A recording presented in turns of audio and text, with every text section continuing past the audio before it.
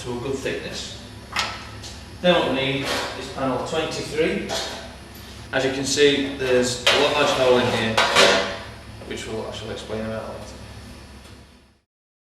Okay. So then we take this panel, which slides right up to the front, up there, all the way up to the front panel. Then what we need to do is, as we did on the other sheet, we need to cut out a slight section here for where the box sections go through, and that will look something like that. Also marked it out from this side.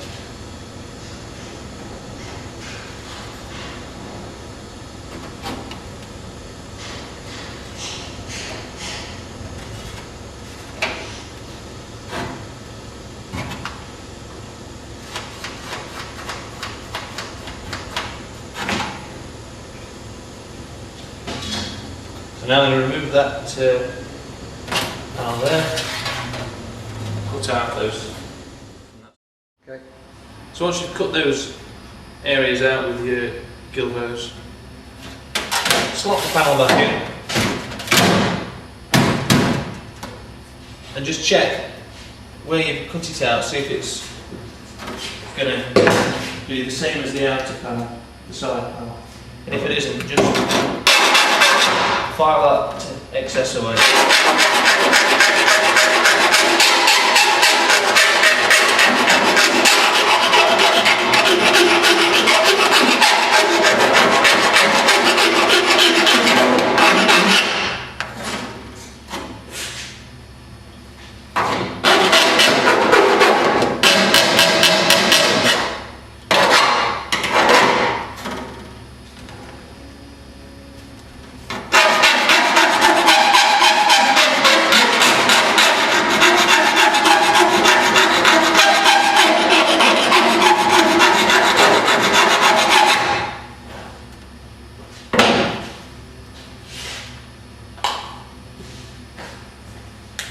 And also you need to repeat that process for the other side, which is on that side of course. So now that you've got that panel there, you'll see this hole here. What we're going to do now is mark that hole around there. That hole is so you can get your hand underneath and tighten up the bolts on the steering rack from underneath. So what we need to do now is remove that panel again.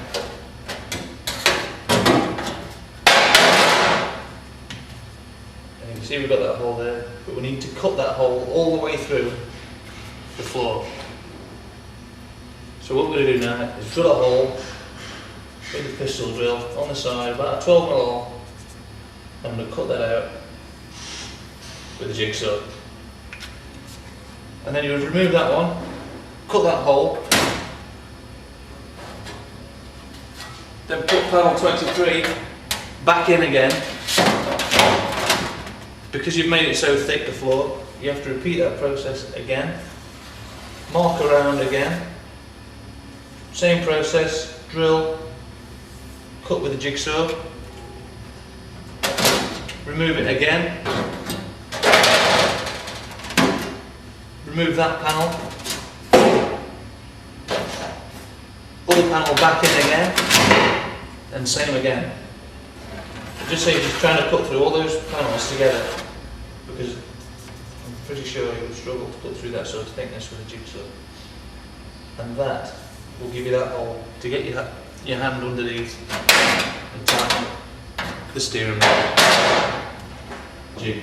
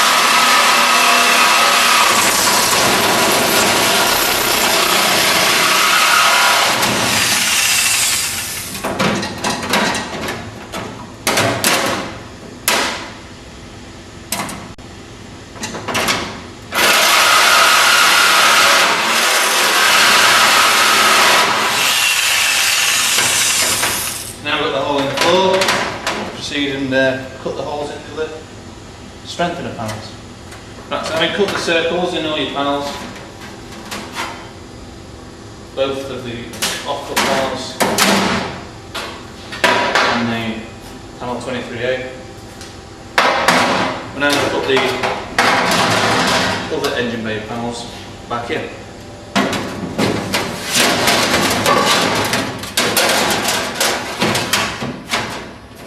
Put the base one in first. The off-cut. And then the cover panel. Well, not the cover panel just yet.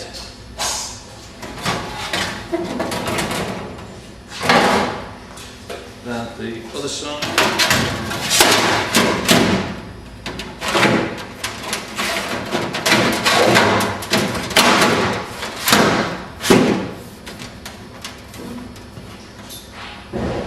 Before you fix in the engine bay panels, remember to remove the temporary bolts from the front of the engine bay in the floor. Then the two off-cuts for the front, lining up the holes on the side that you've filed out. Then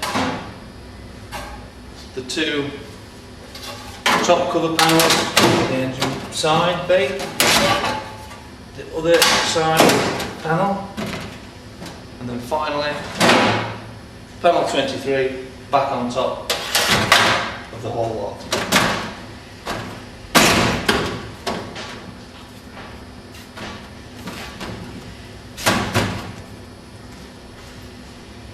After putting all those panels in the engine bay, what we've done is just put a G-clamp on there just to hold everything in place so nothing moves.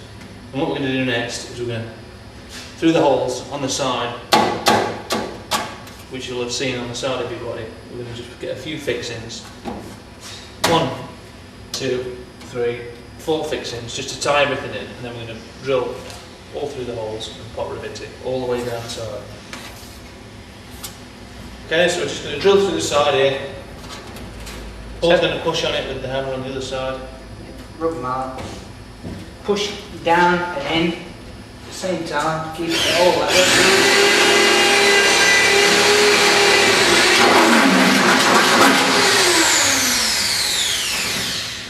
Remember, before you put your pot rivet in, pull the plastic off. When using any kind of machine which there is a revolving part, make sure that all your clothing is well tucked in. If you've got long hair, make sure it's tied back. If you're wearing a tie, take it off. Straight through. I'm going to put some weight on this one now. Not too much to the side, but just enough to pick all the panels up and get them nice and tight.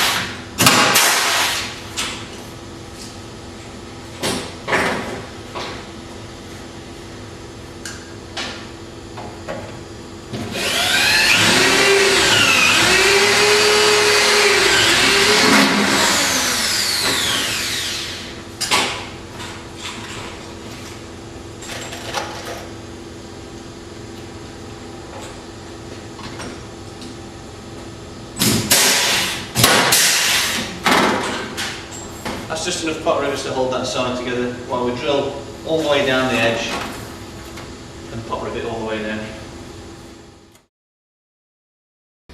What we're doing now is we need to work underneath the front of the car and in the top of the car. So we need to move the whole chassis forward on the jig. So what you need to do is remove the side retaining pieces of wood that's holding your jig, your chassis in position, and take out the temporary screws which are holding it on the back, which are fixed into the wood. So we'll remove these first.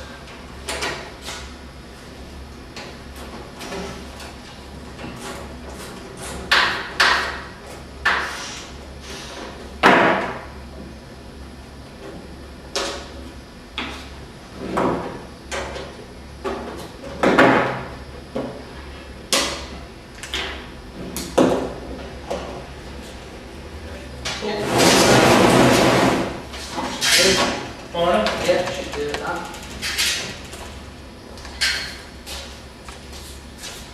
Okay, so now that we've moved the car forward, we can get right underneath, all the way around the front, so we can put all the bolts in.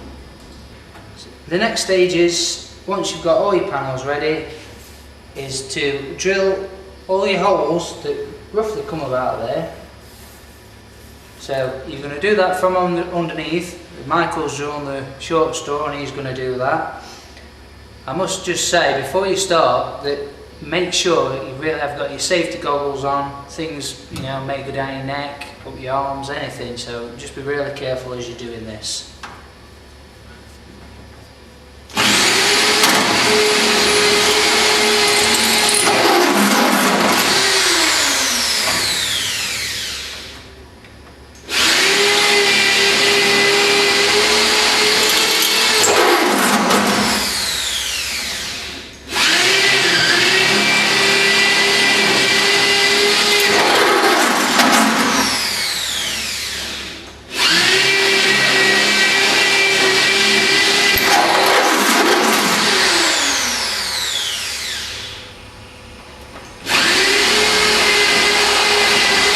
During this operation that Michael's drilling these holes, it looks like he's drilling these holes willy-nilly. In actual fact, he's drilling through holes already underneath in the first layer of aluminium.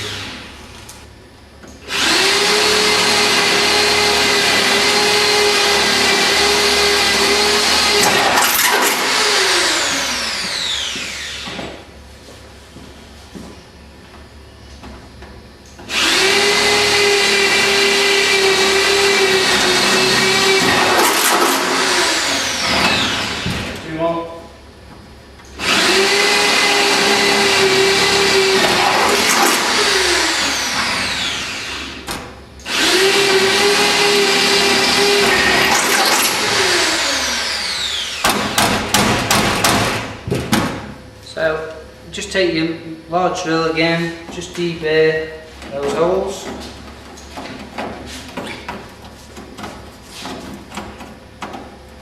Once you deburred all your holes, don't at this stage put any screws or bolt fixings through.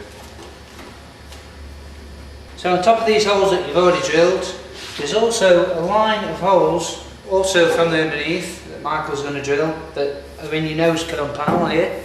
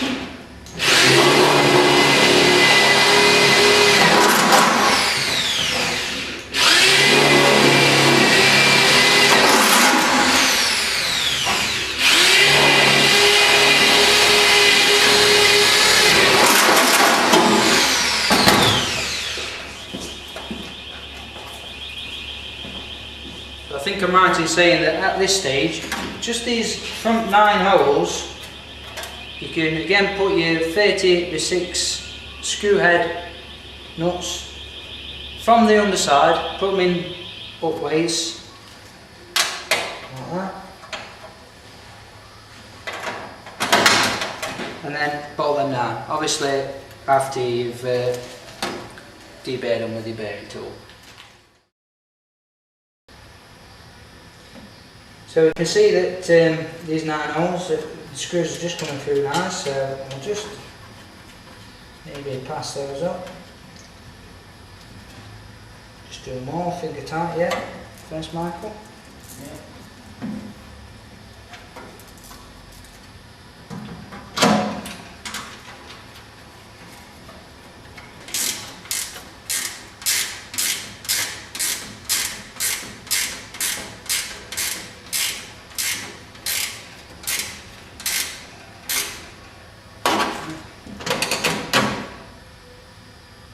So this will really start to give it some strength. You know, already see that it's really stiffening up.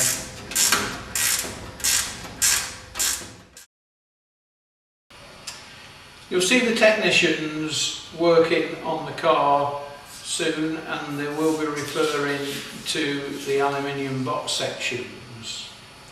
There is a total of 8 of these sections, and 6 of them are already precisely drilled at the ends, and the distance from the ends of those 6 are all the same. There is 2 that isn't drilled, and you have to drill those yourself. And not only that, there is a bite to be taken out of them, which you've also got to do yourself. So we have 2 that's 560 long and 2 that's 690 long. Those 4 are the ones that go to the rear of the car, and they have already been drilled, so they can be left out of this particular exercise. When we come to the front box sections, there is 1 box which is a total length of 620. That is the very front lower, and then there's 1 at 660 which is the very front top. And as I said, both of those have got holes already punched in the ends. When we come to the remaining 2, they have got to have holes drilled in them, and they've also got to have a bite taken out of them. Now, the bite that you take out needs to be half a circle, and the diameter of that wants to be roughly 45 mil. You can take this bite out by just simply chain drilling it, but I think the most satisfactory way to do it is to do it with a hole saw. Because it's aluminium, then you would be in order to use a low quality hole saw.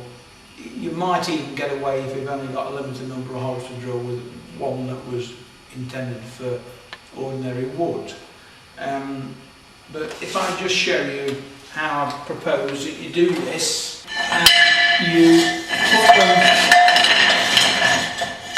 on a bench like so, and you clamp them using G-clamps onto the bench quite firmly so they don't move.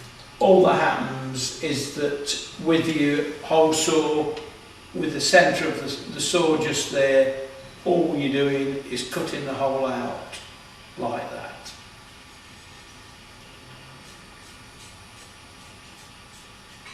So you've only got 4 of these to do. Turn it around, do it again, and that will give you a very, very neat bite. And the reason that we need that material moving is so that the wishbone, when it moves up and down, it is clear of the box. The reason we need to do that is that the holes in this are further down the tube than what they were before. So basically, that is the first job to do.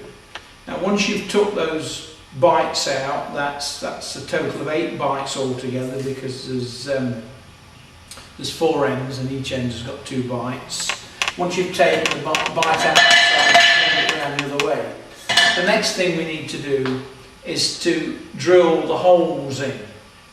Now, I think that in the video that I've already heard these technicians give you a measurement from the end of the box. That's okay, and I'm not doubting that that measurement they've given you is okay. But basically, what happens is that whatever they've given you, rightly or wrongly, the holes need to be in the identical position to the holes that are in the corresponding front top and front lower. So we can see that if we were to just very roughly line it up like that, you would need 1 hole just there and 1 hole just there. So when we come to look at the centres of those holes, then we can see for the front lower that if we talk in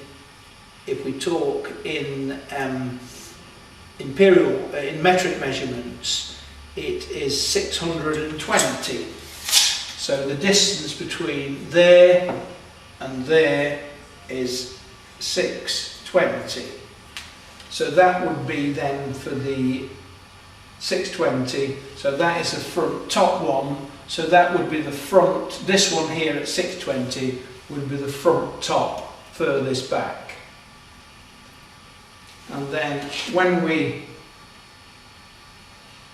come along to look at the other one, which is the front lower, again we turn the box over and we find the centres, we put it in the centre like that, and we measure these again, and we can see that that appears to be 580. So these holes here, providing that we've got it in the middle,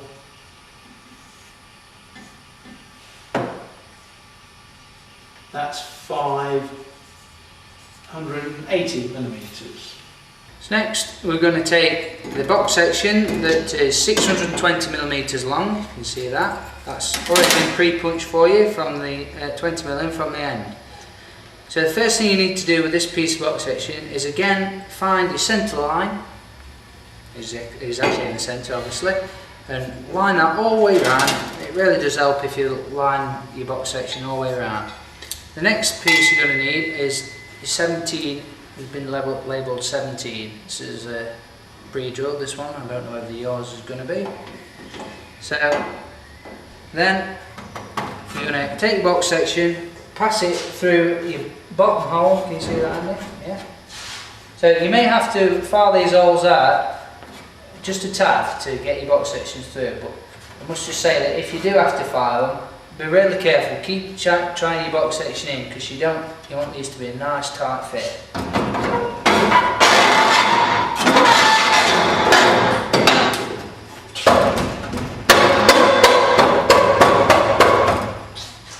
As you can see, that's gone in. There's no plate. It's nice and tight in there. Also, we're going to, on the front of your nose cone here, there's a nice flap, which you're going to find the exact centre, measure the centre, and also draw a centre line on the outside of that flap. Then carefully bend your flap down to join up. So once you've got your box section in the centres in the middle hole there, you can then drill through with your 6mm drill and rivet that down to the top of the box section. Also notice that underneath the box section, wherever the holes are covered already, you can then pass your 6mm 30x6 bolts from the underside and tramp that down.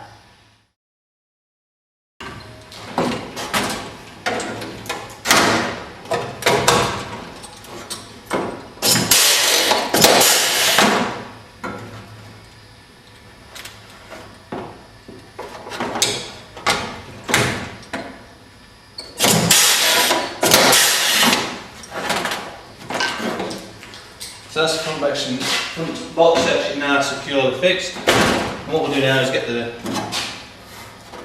bolts that are covered by this top box section from underneath.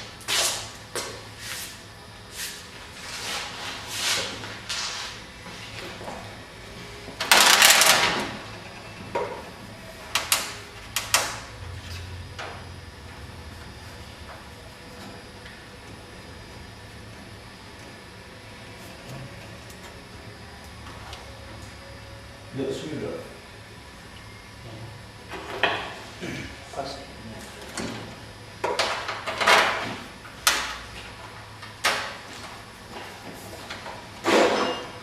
This seems fiddly again, but it just does ensure that obviously you're not going to be covering any bolts with your next sections that you're going to put on. It will save you time and effort in the long run.